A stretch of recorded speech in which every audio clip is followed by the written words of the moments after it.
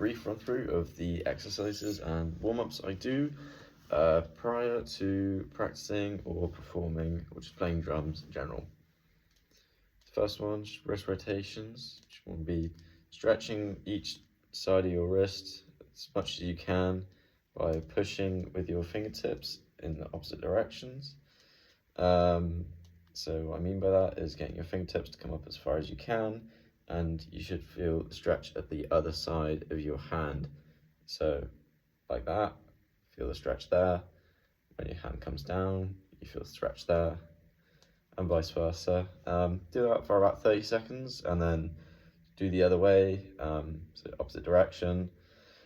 Another one I tend to do is just getting my fingers like prepped for explosive movements, so just squeezing my hands like this. I might get something heavy and do that with my fingers, because that also then activates my finger muscles and also preps for something lighter like this and helps develop my finger strength, finger muscles and speed.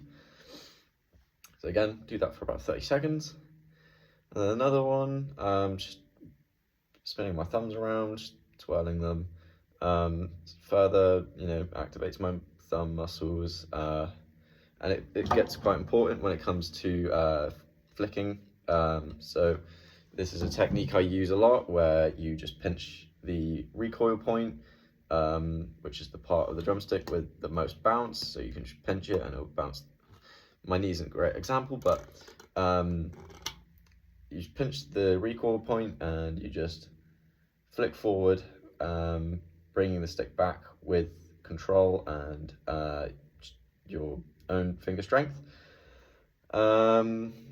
Yeah, so just twirling my thumbs, and then I will replicate the movement of just a roll or like a stroke of the drumstick, like that, just with nothing in my hands. So similar to like the thumb twirl, I'm just kind of sweeping across my fingers without an actual drumstick, just replicating the movement.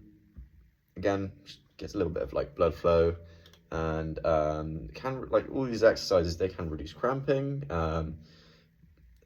Too much biology behind that, but it does, and that can help technically. So say you're playing like a 16th beat with just one hand on the hi-hat, your hand's gonna get cracked quite easily, so that just helps reduce the strain.